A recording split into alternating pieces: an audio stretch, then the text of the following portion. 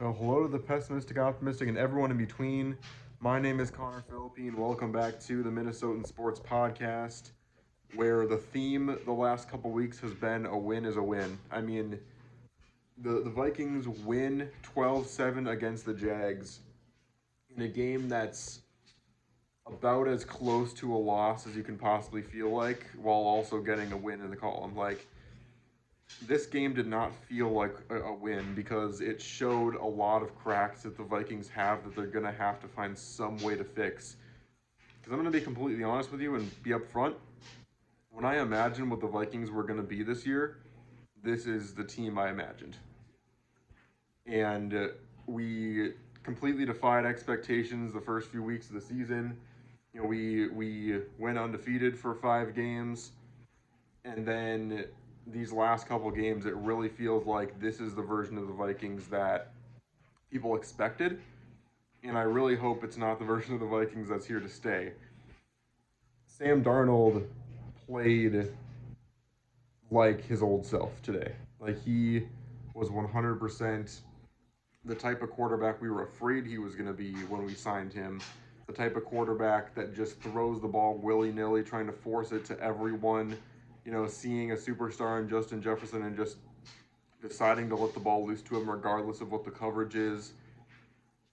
This Sam Darnold is the seeing ghost Sam Darnold, and we didn't think that he was going to come back yet, and it looks like he did this week, throwing 4 interceptions. Well, actually, I think he only ended up throwing 3 because that one came back because it was a pass or a roughing the passer, unnecessary roughness. I think it might have been. So it was only 3 interceptions, but all of those interceptions came in the red zone, which is unacceptable. Not only can you not lose the turnover battle in these types of situations, if you're going to give up all of your opportunities to score in the red zone by throwing interceptions, you just can't do that. And pretty much any other team in the league that has more than 2 wins would have taken advantage enough for the Vikings to lose this game. We just got really lucky that we had this kind of a game against a team as bad as the Jags, against a quarterback as bad as Mac Jones, and as against a team that's as bad as the Jags at capitalizing on these opportunities, because that Jags offense was horrendous. It's the worst offense I've seen this entire season, and that's saying a lot because we also played the Giants this year. But it was crazy. Like, he completely reverted in this game. Like, he didn't even really see that much pressure. The offensive line did a pretty good job of keeping him safe in this game, but he just, like, he saw things in his brain that he thought they're going to be able to get the football. He threw a pass into double coverage, into triple coverage that he never should have thrown. Um, I will say it doesn't. It's no excuse in a game like this. I feel like the refs just hate us at this point. Like, it almost feels to me, and this is kind of half a joke, because I don't want this to be true. Part of me watching this game felt like the refs and the league are seeing this narrative that the Vikings are these frauds that are going to just get knocked out in the first round of the playoffs, and they're thinking, well, we don't want them to have a super high, seed in the playoffs, so we're going to give them this and give them that, and not call penalties for in their favor and everything. I don't think that's the case. That's just me throwing something random out because of that. But man, the refs are doing everything they can to make us lose games at this point. The First of all, crazy fact: the refs actually can see face masking in certain moments, and when the game was on the line for the Jags, when there was a situation for the Jags to score a touchdown and take back control of the game, they gave them that hitting the face mask call when a guy grabbed Mac Jones's face mask.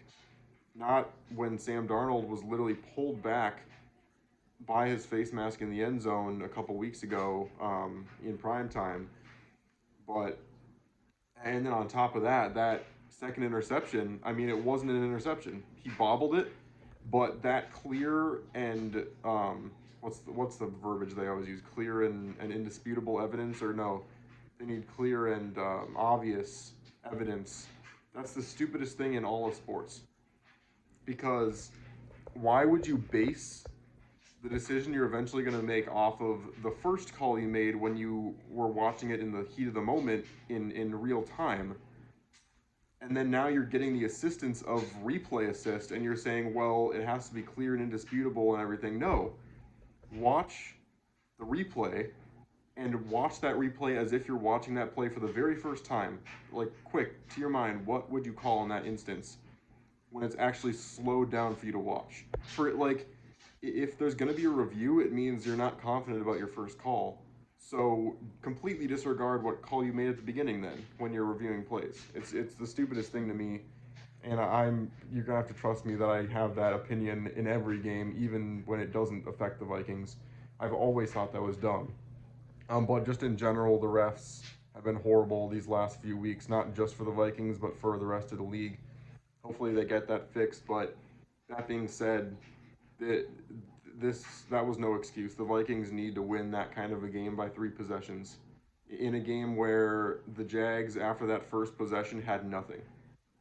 They had absolutely nothing, and the Vikings did everything in their power to get the Jags back into that game. And thankfully, the Jags outplayed our horrible with even worse horrible, and we were able to still get the win. Funny celebration by Cam Bynum in the end zone at the end of the game, and the Vikings do eventually end up improving to 7-2 after that win, and we still stay in pace with trying to take down the Lions in the NFC North. But if we play like this, that's not happening. I mean, we need to get back to what we were doing at the beginning of the season. We need Sam Darnold to play smart football again. We've always said, when the season started, we said this: Sam Darnold doesn't need to be the hero, and he was trying to be today. He doesn't need to be the hero when he's got Justin Jefferson, Jordan Addison, now T.J. Hawkinson, who had a heck of a game, and even Sherfield and Naylor have been really good as wide receiver 3s and 4s. He has the pieces around him where if he just plays smart football, they're going to get things taken care of for him. The defense, although it was pretty easy work today, played a really good game defensively against this horrible Jags offense. Sam Darnold needs to just lock in, play smart football, not force throws, just throw the ball away when there's nothing there, and rely on some of the run game as well, because when Aaron Jones wasn't hurt in this game, he also ran the ball really well. Just don't try to do too much, and you can win games with the Vikings. And Sam Darnold, I think, definitely has the capability to come back and play like he did the first few weeks, but we are relying on him to not make those dumb mistakes, because if Sam Darnold had the kind of first half that he had in this game against, say, the 49ers or Ravens or Chiefs, then it would have been over by halftime. And so I'm sure the Vikings understand that. Kevin O'Connell understands that. But there just has to be something that changes within this offense and with the way that Sam Darnold views the game, because it was working for quite a while.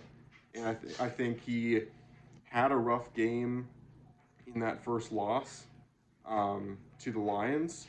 Or actually, no, he really didn't. I'm thinking more about the next game, and something in that 2-game losing streak kind of rattled him to the point where he felt like he needed to do more and be more the hero and do all this extra stuff, and that's what's going to lose us games, not win them. So got to be smarter, and now going into this next matchup, we need to make sure that we are playing good fundamental football, because again, when we win the turnover battle, we win games. And thankfully we lost the turnover battle but still won because it's the Jags this week. But we got to find ways to win the turnover battle again, and we can be successful again. I haven't given up on this team.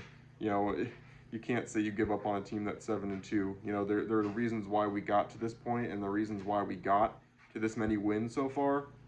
We just need to find that again, and hopefully we can continue to make a run here. But Vikings win 12-7.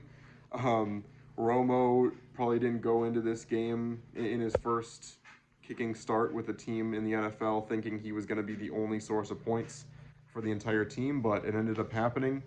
And again, theme of the last few weeks, a win's a win. And the Vikings still are in second in the NFC North. The Bears lost to the Patriots. This is great to see in my TikTok about how the Bears, were going to be bad again this year and everyone getting mad at me in the comments. All it took was them to play some decent teams, and now they even played a non-decent team and they still lost. So love to see it from the Bears and the Packers on bye. NFC North still looking pretty strong, but one less strong now that the Bears are sucking again, which I expected. But let me know in the comments what you think about this barely victory for the Vikings in week 10. And hopefully we can string some more wins together in these next few weeks against some pretty beatable opponents. But again, let me know in the comments what you think. Skol Vikings, and I'll see you on the flip side.